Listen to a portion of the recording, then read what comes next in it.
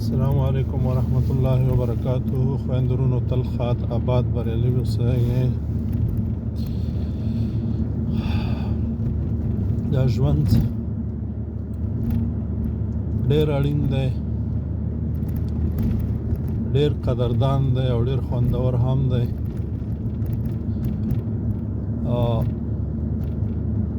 د دې سره لوبې مه کوئ، او څنګه چې دا ژوند تاسې خپل اړین، خوندور، قدردان، مهم شمیرئ، همداسې د هر چا ژوند دی. ستاسو په څنګ کې چې څومره تاسو وینئ، واړه او غټ، سپین ږیري او خپل او پردي، د دوی ټولو ژوند زموږ د ژوند په څېر اړین دی. نو ښه به دا وي چې موږ او تاسې د هر چا قدر وکړو، هر چا سره مینه وکړو، هر چا سره مرستې وکړو، هر چا ته صحیح اندونه، ښه اندونه، ښه فکرونه. عزیزانو، په هیر مو نشي چې که موږ او تاسې ښه ژوند غواړو، په امن کې ژوند غواړو، خوشحاله ژوند غواړو، موږ او تاسې به د ټولو نه اول په ځان پورې نښتي او ماحول به جوړو. زه، زما مور و پلار، زما خویندې ورونه، زما بال باج، زما تره زامن، زما ترور زامن، زما ماما زامن، زما خپلوان، زما ګاونډیان، زما ولسي وګړي، ټول به زه خپل ګڼم، خپل ځان به شمیرم، او فقط شمیرم به نه دی. نو چې کله موږ او تاسې دا ټول ماحول جوړ کړو، نو بیا کار جوړیږي. عزیزانو، هیڅ وخت داسې ژوند نه جوړیږي، نه امن راځي چې زه دا فکر وکم چې د کوټې دننه، د دروازې دننه زه آباد اوسم او زه په امن کې اوسم او زه چې دی بریالی اوسم او زه د هر څه ولرم. که چېرته زما د دروازې نه د باندې په کوڅې کې امن وي، په کوڅې کې خلک آباد وي، په هغه محلې، په هغه کرایه کې خلک آباد وي، په هغه ولس کې خلک آباد وي، زه به ورسره آباد وم.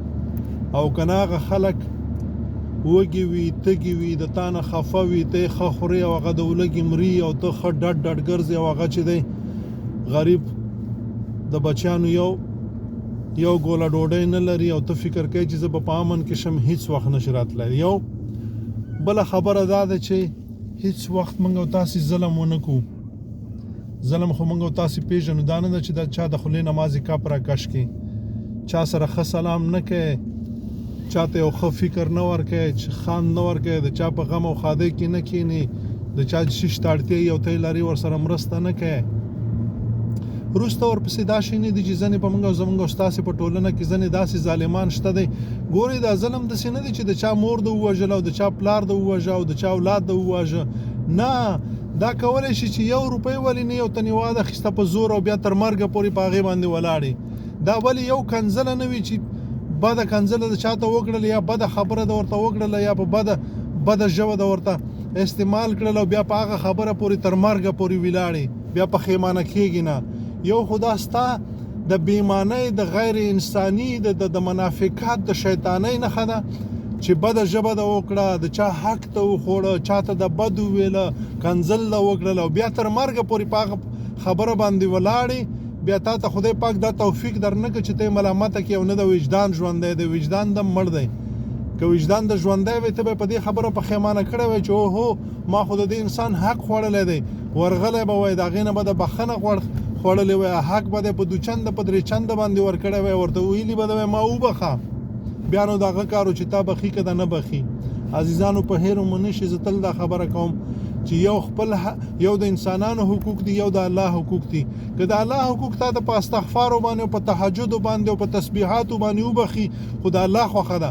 لیکن د انسان یو کنځله، پیسې خو څه کوي، حق خو څه کوي، حیا خو څه کوي چې ورته د سپک کتلي، یو کنځله نه معاف کېږي تر څو پورې چې ور نه شي، بښنه ته ونه غواړي او حق یې ور نه کړي.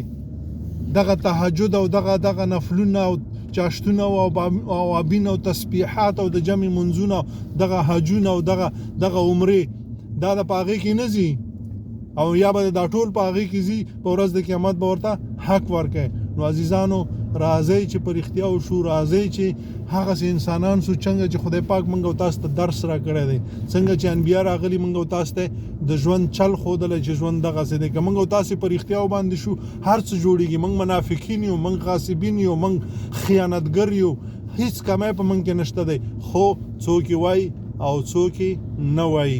راځئ چې په رښتیا وشو، راځئ چې د منافقتونه پرېږدو، راځئ چې عبادت مو لږي خو هر وختي، دا نه چې کله ورته ملا وتړو سې روزې ته لاړ شو وروره بیا شپې تهجد یو، نفلونه یو، قرآن تلاوت یو، چاشت یو، اوابینې او ذکري، او بیا چې کور ته راشو بیا وروره نور شی نه وي.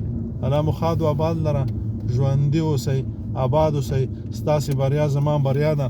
دغه خبره چې زه کوم ما په خلکو کې او په ځان کې لیدلې دي، نو زه غواړم چې تاسې هم بریالي اوسئ او زه هم بریالی اوسم. تاسې نه بغیر زه هېڅ نه یم او ما نه بغیر تاسې هر څه یاستئ، خو بیا هم زه به درته ځورېږم. السلام علیکم ورحمت الله.